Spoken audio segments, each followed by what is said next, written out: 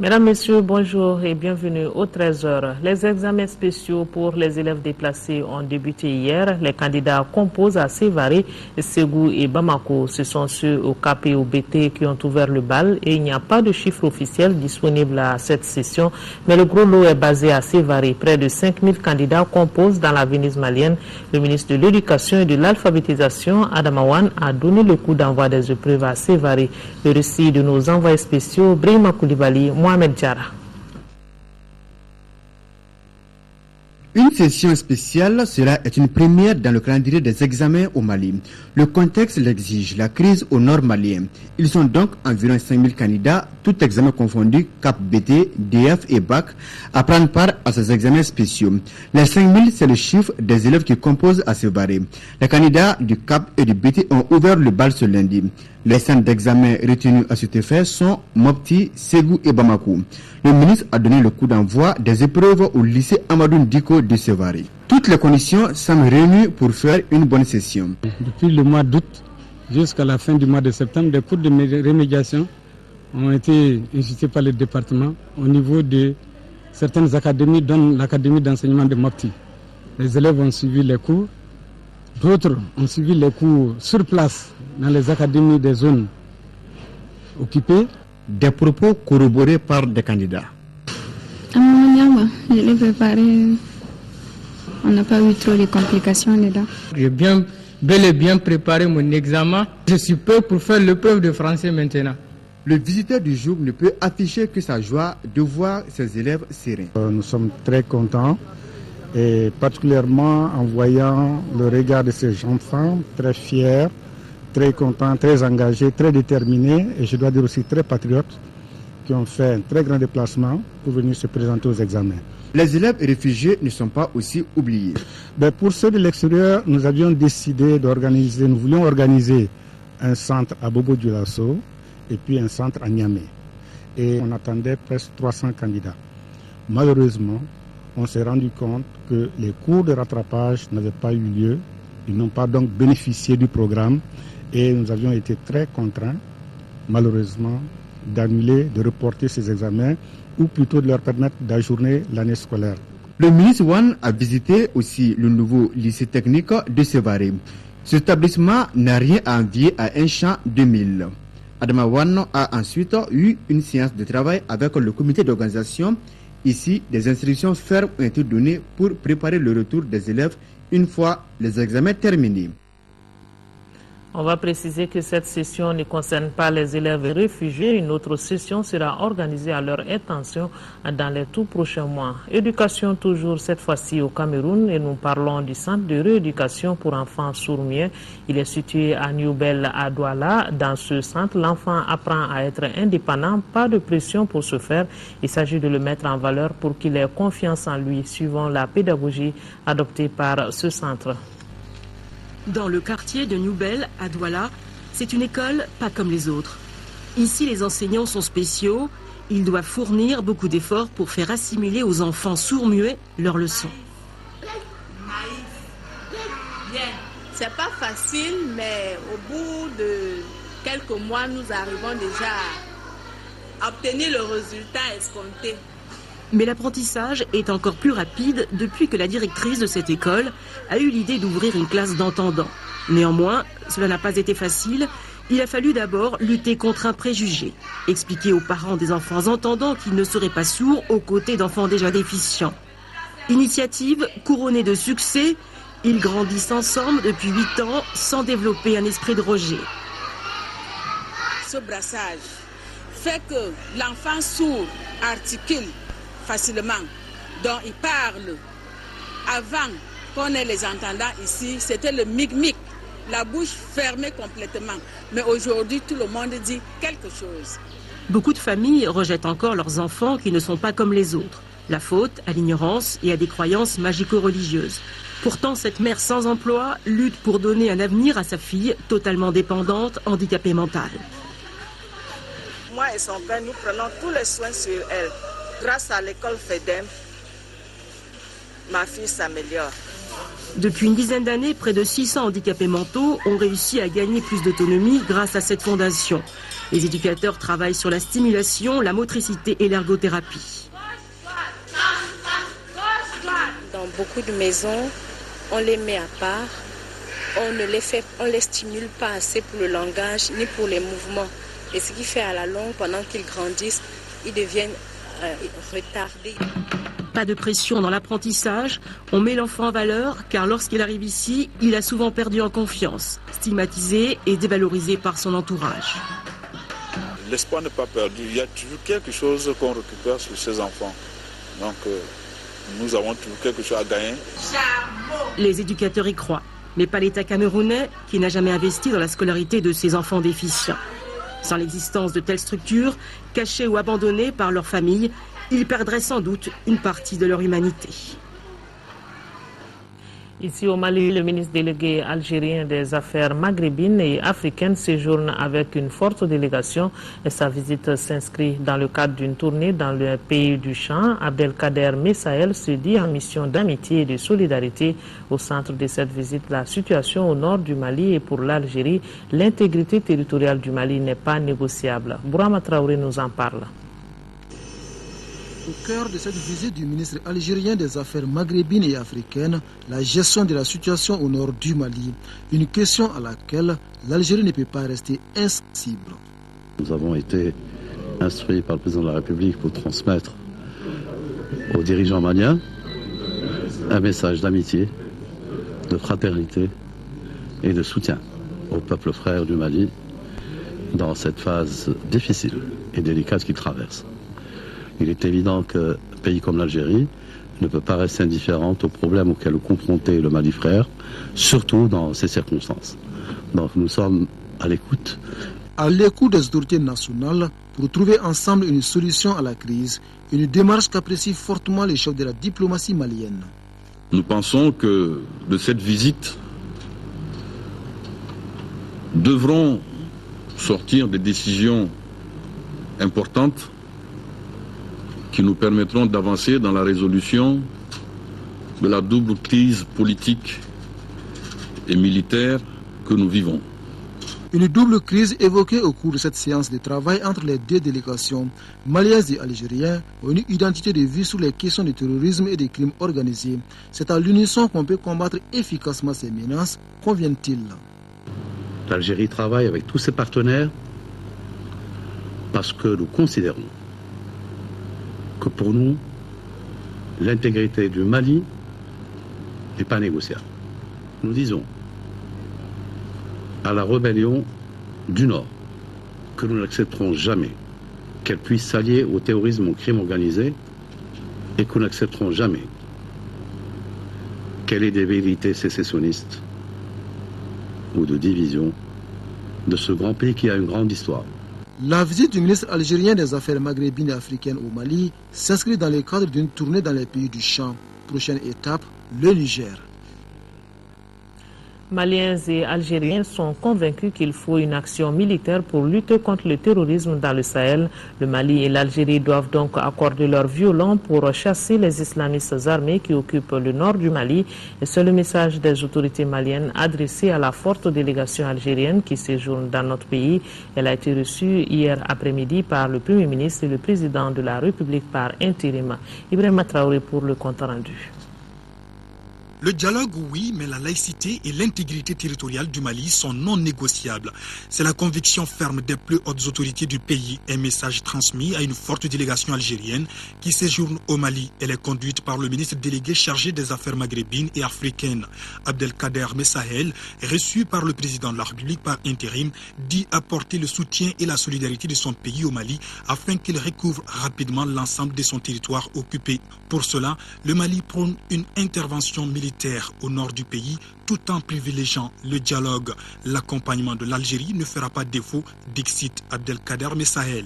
Lorsqu'on parle de menace, quand on a identifié la menace, notre devoir, en tant que pays, en tant que voisin, c'est éradiquer par tous les moyens cette menace, y compris par la force. Et cette position n'est pas nouvelle. La position d'Algérie, elle a toujours déclaré qu'il n'y a pas de place de négociation avec des criminels qui sont les terroristes et les narcotrafiquants. Mais également que le dialogue est possible avec les enfants du Mali, qui se démarquent définitivement du crime organisé et du terrorisme, et qui se démarquent définitivement des tentations de sécession ou de partage. L'entrevue avec le chef de l'État par intérim a duré 1 heure. Le même sujet a fait l'objet d'échanges avec le Premier ministre. Cheikh Modibo Diarra demande à l'Algérie d'être surtout sensible à la souffrance des populations maliennes prises en otage dans leur propre pays. Le Mali, il est un, il est indivisible et il le restera éternellement. Ça c'est un. Deuxièmement, notre République et notre loi fondamentale, la Constitution, donne à chaque citoyen le droit de choisir et de pratiquer librement sa religion. Personne n'imposera à quelque Malien que ce soit une charia dont le Malien ne veut pas. Il est évident que ce sont là des facteurs non négociables. Ici, il y a un peuple qui comprend ce genre de situation, c'est bien l'Algérie. Vous trouverez l'Algérie à vos côtés dans ce que vous avez dit comme recherche de dialogue avec tous ceux qui enfants de ce pays, et je parle particulièrement des enfants du Nord. Le chef de l'État a saisi cette opportunité pour demander également d'opérationnaliser très vite le CEMOC pour lutter davantage contre le terrorisme dans le Sahel. Il a enfin salué l'Algérie pour toute son aide à l'endroit des populations démunies. Vous le savez, depuis hier, les activités de la 10e édition de la Semaine nationale de la sécurité routière ont démarré et c'est par une visite aux accidentés de l'hôpital Gabriel Touré que le ministre des Transports et des Infrastructures routières a lancé ces activités. Il s'agit donc de sensibiliser la population pour le port du casque afin de réduire les cas graves d'accidents de la circulation qui font chaque année plus de 1000 blessés. Mahamadou Doumbia a suivi la visite, son compte rendu. Pour le lancement de cette 10e édition de la Semaine nationale de la sécurité routière, le ministre des Transports et des Infrastructures routières s'est rendu à l'hôpital Gabriel Touré pour s'informer sur le bilan des accidentés de la route. Sur 2011 patients qui arrivent au CHU Gabriel Touré, 1072 sont des blessés de la route et les victimes sont âgées de 16 à 45 ans. Et les familles gardent toujours le mauvais souvenir car il est difficile d'oublier un enfant brutalement arraché. La situation dans laquelle je me trouve aujourd'hui, j'aimerais pas voir une autre maman dans ma situation. Là où mon fils se trouve aujourd'hui, j'aimerais pas voir un autre enfant du Mali, à cause de la route, perdre sa vie, que je demande aux jeunes surtout de porter les casques. Le casque est vital et la vie est irremplaçable. Pour sensibiliser et impliquer parents et enfants, le ministre s'est rendu au lycée Aminataba, au siège de l'association malienne des personnes handicapées, au centre Awa-Keita, au ministère des Affaires religieuses et du culte, un département qui a regroupé toutes les confessions religieuses. Ensuite, la délégation s'est rendue au groupe scolaire Cheikh Anta Diop dans les familles fondatrices de Bamako, qui sont les familles Niaré, Touré et Dravé. Et enfin, le siège du réseau des communicateurs traditionnels pour le développement. À chacune de ces étapes, le ministre a remis 50, 100 ou 200 casques et des sommes symboliques. On a été très bien compris par les populations et on a vu que les populations adhèrent déjà à la sensibilisation, adhèrent déjà au port du casque. Nous lançons un appel solennel pour que la population adhère massivement au port du casque. Surtout que le gouvernement vient de fournir des efforts pour exonérer l'importation des casques. Là, ça va contribuer à importer davantage les casques et à réduire les coûts des casques. Les conditions améliorées mais difficiles et débordantes, vu le nombre de blessés qui arrivent au Gabriel Touré, incitent à plus de prudence car il n'y a pas de respirateur en cas d'arrêt cardiaque, pas de véhicule médicalisé pour transporter les blessés. Et sur 100 accidentés graves, nous a-t-on dit, 20% garderont pour toujours un traumatisme et 30% auront la chance d'être épargnés. La seule alternative qui reste, c'est le port du casque et la limitation des vitesses. Voilà le port du casque qui sauve donc des vies. Ce qui nous ouvre la page santé qui parle du rétinoblastome, un type de cancer de l'œil apparaissant au niveau de la rétine. Les signes du rétinoblastome peuvent être perçus dès 3 mois. Au Mali, sa prise en charge se fait à l'IOTA et à l'hôpital Gabriel Touré. Le diagnostic précoce reste la seule façon de sauver la vie de l'enfant présentant ce type de cancer rétinien. Attention, certaines images peuvent choquer. Focus Santé, et c'est une réalisation de Tessila Dambélé.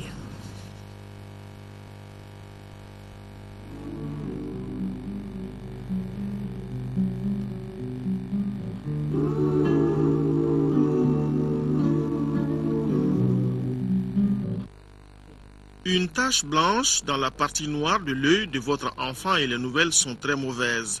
Cette tache peut désigner d'autres types de pathologies, mais dans la plupart des cas, elle est preuve d'un rétinoblastome évolutif.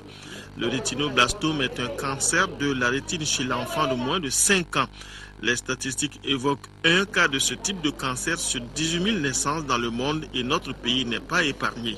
Au sein de l'unité d'oncologie pédiatrique du CHU Gabriel Touré, à peu près nous avons 30 à 40 nouveaux cas par an, n'est-ce pas? Et surtout, c'est des formes très avancées de la maladie, ce qui n'est pas normal. Les signes de ce cancer rétinien sont perceptibles très tôt chez le nourrisson.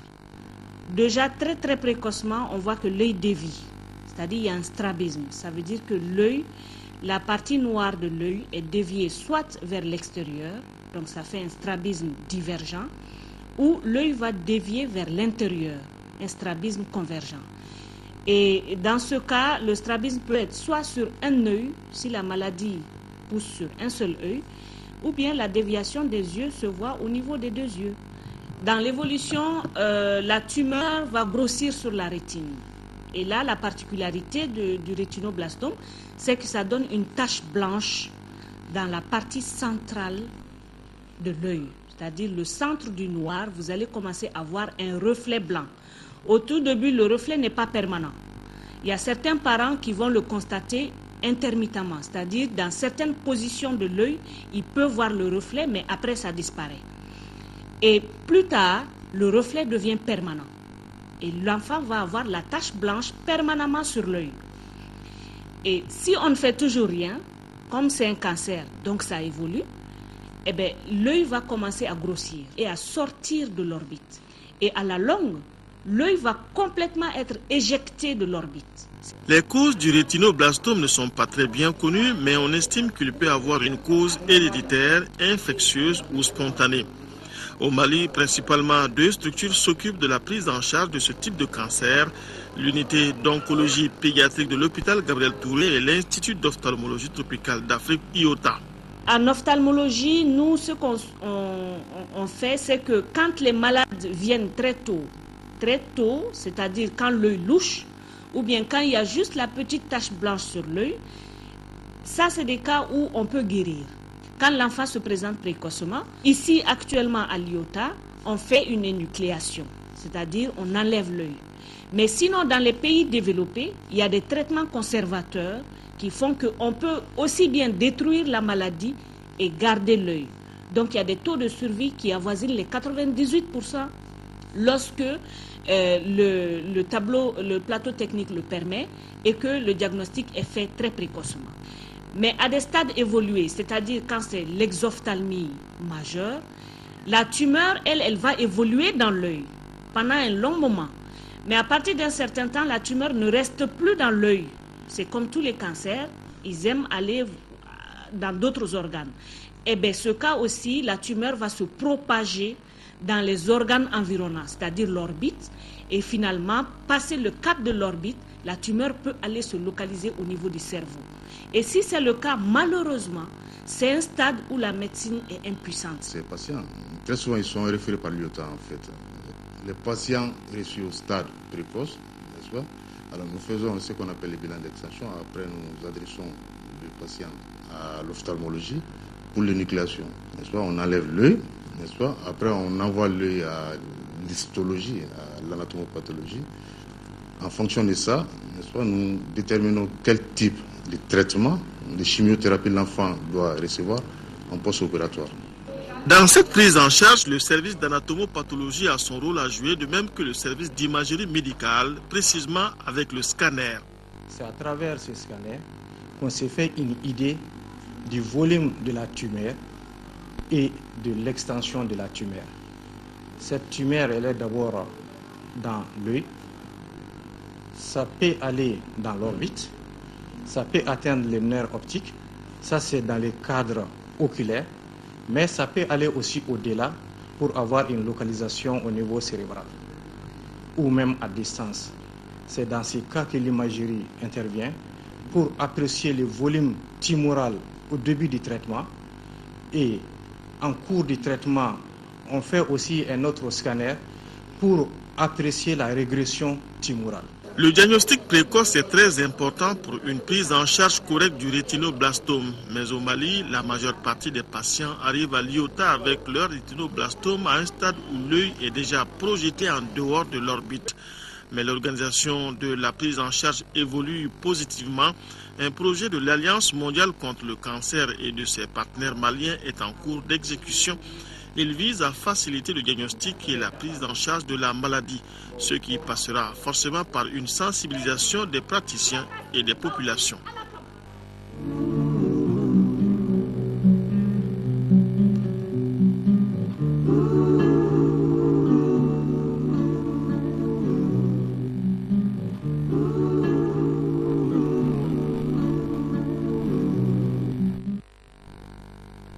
C'est sur cette page santé que se referme ce journal. Merci de votre attention.